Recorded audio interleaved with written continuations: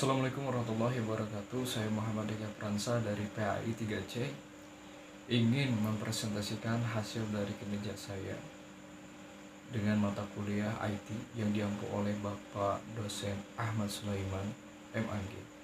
Di sini saya ingin membawakan suatu materi yang berkaitan dengan akidah ilmu kalam, yaitu pelajaran kelas 12 tentang kedudukan Allah.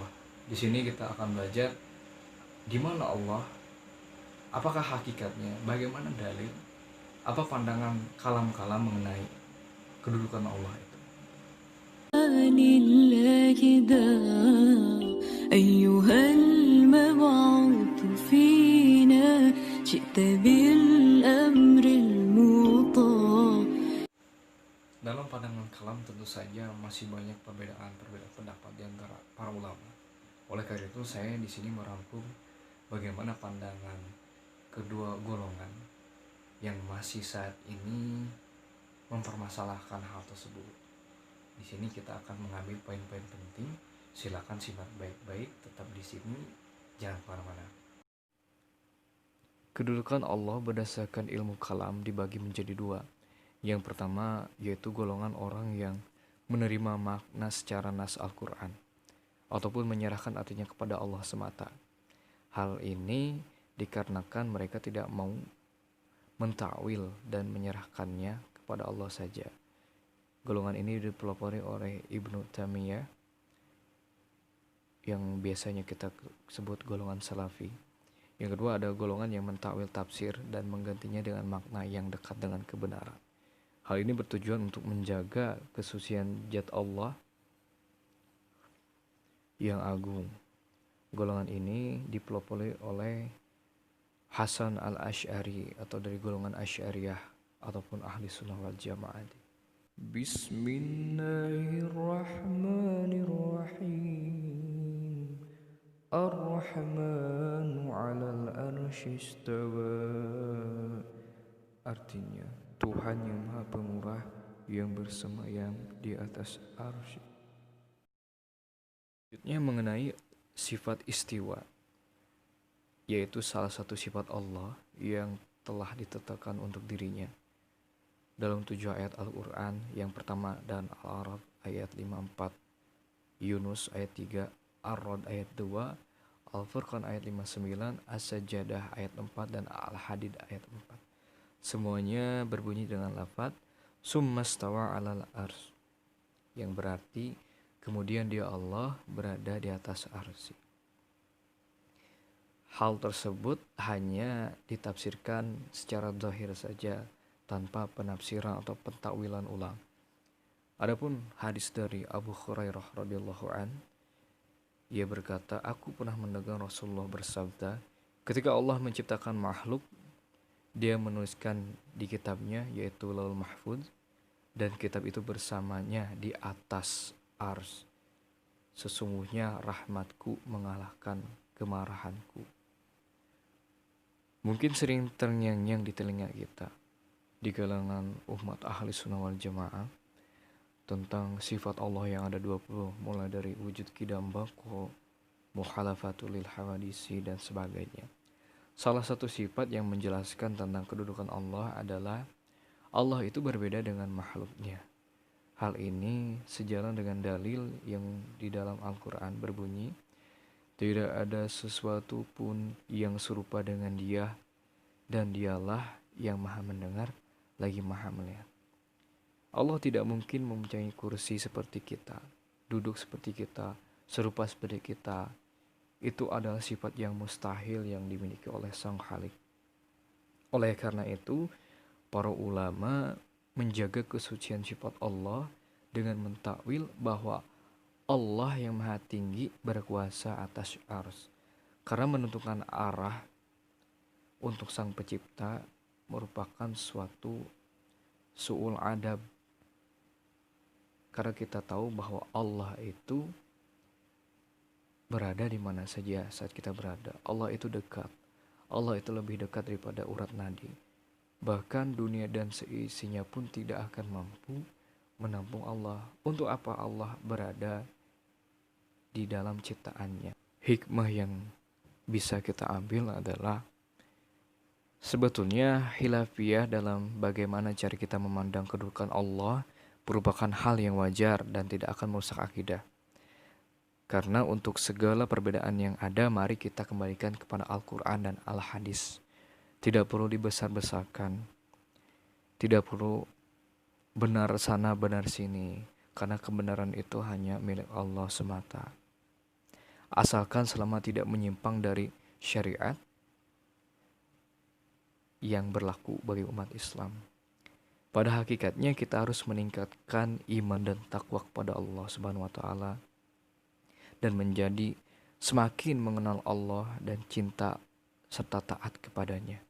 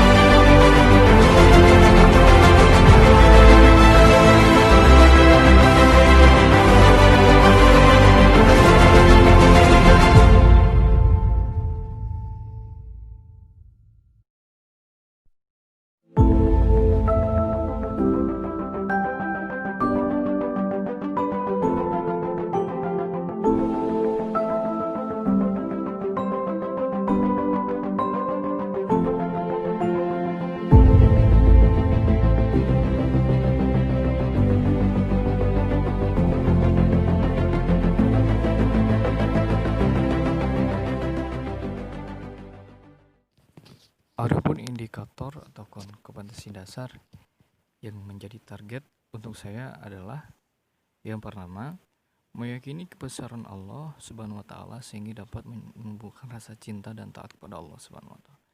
Yang kedua, menghindarkan diri dari kesesatan dalam berpikir kalam, yaitu menyamakan Allah dengan makhluknya. Yang ketiga, siswa atau peserta didik dapat menganalisis perbedaan aliran kalam, baik itu berdasarkan nas ataupun berdasarkan yang mentakwil tentang perihal kedudukan Allah.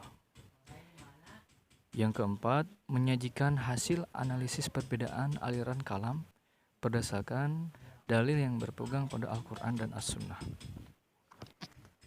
Adapun aspek-aspek yang ingin saya capai yaitu seorang peserta didik, satu, dalam segi aspek spiritual dapat menghayati nilai-nilai kebesaran Allah Subhanahu wa taala sehingga menumbuhkan rasa cinta dan taat kepada Allah. Segi aspek sikap sosial, mengamalkan sikap toleransi dan menghargai perbedaan sebagai implementasi perbandingan dalil dari perbedaan kedudukan Allah berdasarkan kalam. Selanjutnya, aspek pengetahuan, mengevaluasi perbandingan dalil dan pendapat aliran ilmu kalam berdasarkan Al-Quran dan Sunnah. Yang terakhir adalah aspek keterampilan, yaitu seorang peserta didik dapat menyajikan analisis perbandingan dalil dan pendapat ilmu kalam tentang kedudukan Allah Subhanahu wa ta'ala. Untuk metode pembelajaran berbasis IT, yang pertama kita bisa menggunakan Facebook ya. Facebook ini sangat efisien sekali untuk kita pembelajaran online. Namun kekurangannya adalah kita harus aktif semuanya jika ingin pembelajaran aktif. Yang kedua, untuk menyimpan data supaya tidak perlu repot-repot menghabiskan memori dalam laptop ataupun HP, kita bisa mengandalkan website ataupun Google Site seperti layanan-layanan gratis yang disediakan oleh Google misalkan ataupun wordpress.com. Hal ini bertujuan untuk kita supaya tidak repot mencari berkas-berkas yang memang tertumpuk di file laptop. Oke, selanjutnya kita juga bisa memanfaatkan media YouTube yang sudah masyhur ini. Kita bisa melakukan baik itu nanti ditonton ya setelah kita presentasi atau kita mengadakan live streaming. Layanan YouTube ini gratis. Jadi silakan jika ingin menggunakan YouTube sangat dianjurkan sekali. Dan jangan lupa kepada mereka yang memiliki YouTube, jika ingin live, tolong di pengaturannya dulu, diverifikasi YouTube-nya agar bisa menggunakan layanan live streaming. Dan kita juga harus berhati-hati untuk tidak menggunakan karya orang lain atau copyright. Nah, hasil karya sendiri ya teman-teman. Jangan lupa like dan subscribe dan share channel ini jika bermanfaat. Assalamualaikum.